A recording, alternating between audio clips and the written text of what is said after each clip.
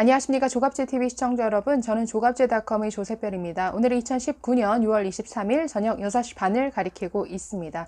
네, 문재인 정부의 자기 파괴적인 정책이 굉장히 많음에도 불구하고 그 중에서도 저는 가장 자학적인 자기 파괴적인 정책을 꼽으라면 탈원전 정책을 꼽지 않을 수가 없습니다.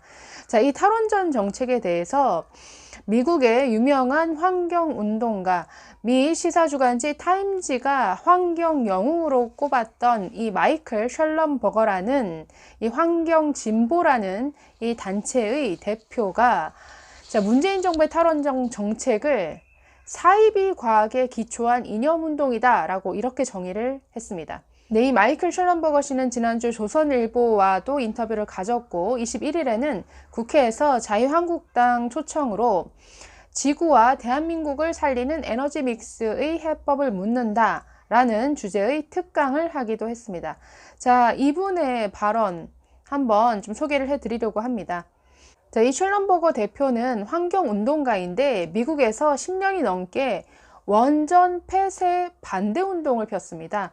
그래서 2008년에는 이 타임지로부터 환경 영웅으로 꼽히기도 했습니다.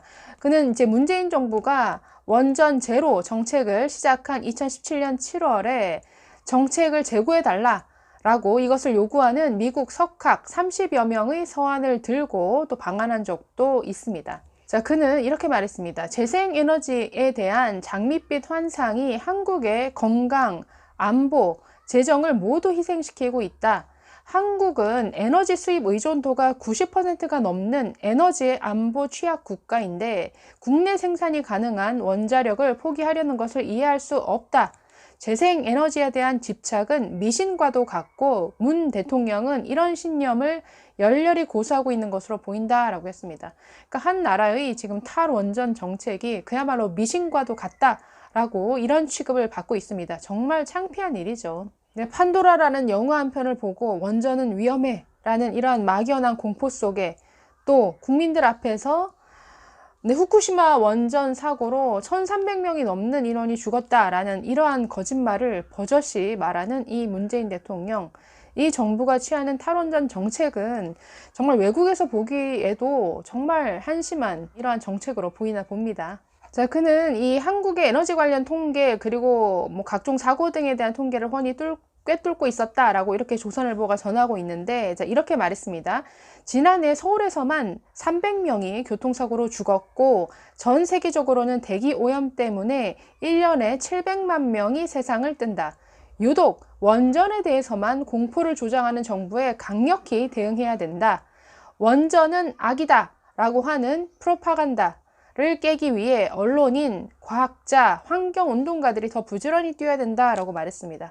자, 그런데 원전은 악이다 라는 이러한 선전을 지금 우리나라 이 환경단체가 하고 있다라는 게 문제죠. 예, 이 미국의 환경운동가는 원전 폐쇄를 반대하고 있는데 우리나라 환경단체들 정말 아무런 근거 없이 원전은 위험하다라는 것을 조정하고 탈원전 정책 밀어붙이고 있죠. 또 셜럼버거 대표는 계속 이렇게 얘기를 했습니다. 재생에너지는 한국처럼 현대화된 국가에 지속적으로 전력을 공급하는 데 한계가 있다라고 얘기를 했습니다. 한국은 지리학상으로 태양력과 풍력을 이용해 전력을 생산하기에 적절하지 않은 국가이다. 태양열 발전은 원자력 발전에 비해 468배, 풍력발전소는 625배 더 큰 땅이 필요한데 환경을 지키겠다면서 오히려 환경을 파괴하게 된다. 특히 재생에너지가 전 세계를 평화롭게 만들 수 있는 판타지로 작용하고 있다. 세계 인구의 3분의 1이 원전 사고가 핵무기가 터지는 것과 같다고 생각하는데 이는 사실이 아니다라고 꼬집었습니다. 그러니까 원전에 대한 막연한 공포감이 과학적인 근거도 없이 이렇게 퍼지면서 미신적인 이런 정책으로 이어졌다라는 것이죠. 자, 태양광 발전이 얼마나 환경 파괴적인가라는 것은 지난주에 참 희한하게도 이 KBS가 태양광의 무분별한 보급에 따른 이런 후유증에 대해서 보도를 했습니다. 당시 이제 화면으로 국내 곳곳에 태양광 시설이 들어선 곳을 화면으로 보니까 정말 그 심각성을 더 알 수가 있었는데요. 뭐 전라도 지역이라든가 경상도 지역, 정말 이 천연 습지 보존해야 될 환경적으로 가치가 있는 이러한 곳까지 무분별하게 이 태양광 시설이 들어서서 정말 산을 깎아내고 정말 환경적으로 보호해야 되는 이런 자연 경관이 수려한 이런 지역에 태양광 시설이 들어서고, 그로 인해서 얼마나 환경이 파괴되고 있는지를 영상으로 똑똑히 볼 수가 있었습니다. 웬일로 KBS가 그런 보도를 하는지는 모르겠습니다만은 이 탈원전 정책이 얼마나 한심하고 비과학적인, 비합리적인 이런 정책인가를 KBS조차도 깨닫고 있는 것 같습니다. 또 셜럼버거 대표는 이렇게 말했습니다. 문재인 대통령은 탈원전 정책으로 석탄과 원자력 의존도를 줄이겠다고 했지만 실제 통계를 보면 오히려 석탄 발전 의존도가 늘어났다. 이건 뭐 아시는 사실이죠.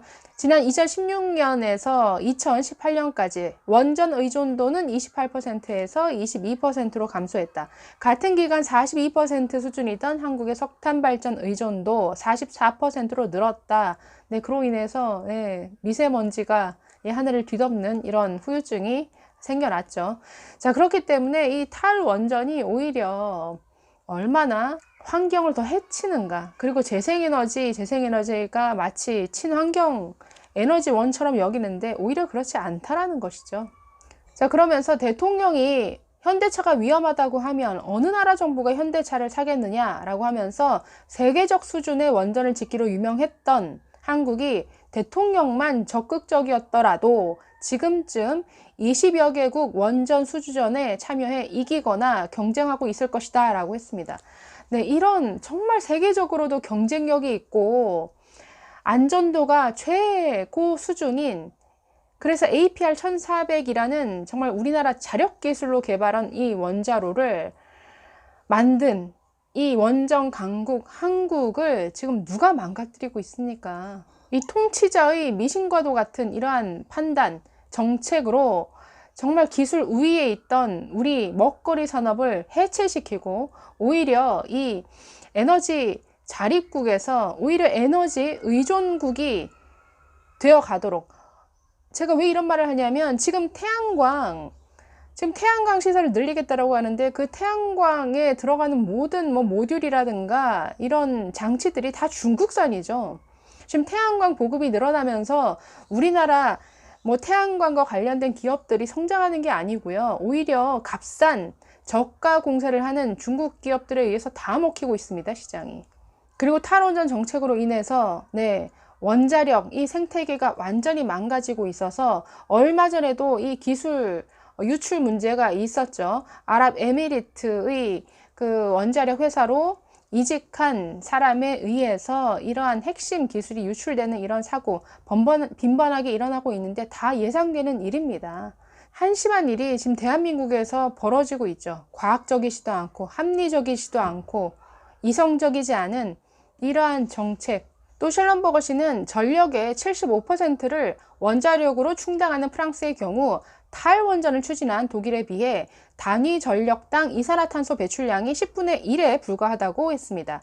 그는 환경운동가들이 이산화탄소가 인류 최대의 위협이라고 주장하면서도 이산화탄소를 빠르고 대규모로 줄일 수 있는 원자력을 반대하는 것은 앞뒤가 많지 않다라고 했습니다.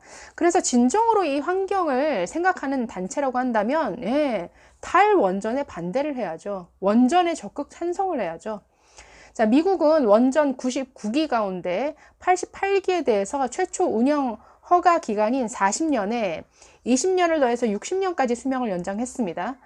자, 그런데 향후 80년까지 연장하는 이 문제도 검토 중입니다. 그런데 우리는 7천억 원을 들여서 사실상 재정비하고 완전히 새 원전으로 다시 재탄생시킨 월성 1호기를 조기 폐쇄하는 이런 한심한 일을 저질렀죠. 40년도 되지 않은 이 원전입니다. 이게 무슨 낭비인가요? 여기에 더 나아가서 2023년에서 29년까지 원전 10개를 더 폐쇄시키겠다라고 지금 하고 있습니다. 우리가 미국보다 더 잘 살아서, 아니면 더 뭐 에너지가 넘쳐나서 지금 원전을 미국 원전보다 절반만 쓰고 지금 버리는 건가요? 네, 이런 탈원전 정책으로 정말 연간 13조의 영업이익을 냈던 한전은 올해 1분기에만 6,300억 원의 적자를 내는 이러한 부실 기업으로 전락을 했습니다. 당장 전기료 인상이라는 이러한 현실이 다가오고 있는데 그러한 현실조차도 무시하고 전기료 인하를 할인을 추진하던 이 정부 정책에 대해서 얼마 전 한국전력 이사회가 제동을 걸었죠. 지금 정말 비과학적이고 합리적이지도 않은 이러한 정책이 추진되면서 여기저기서 뭔가 구멍이 뚫리고 반발에 이제 부닥치게 되는 것 같습니다. 빨리 현실의 눈을 뜨시고 정말 이 망국적이고 자학적인 이 정책을 지금이라도 빨리 제대로 좀 선회하시기를 바랍니다. 감사합니다.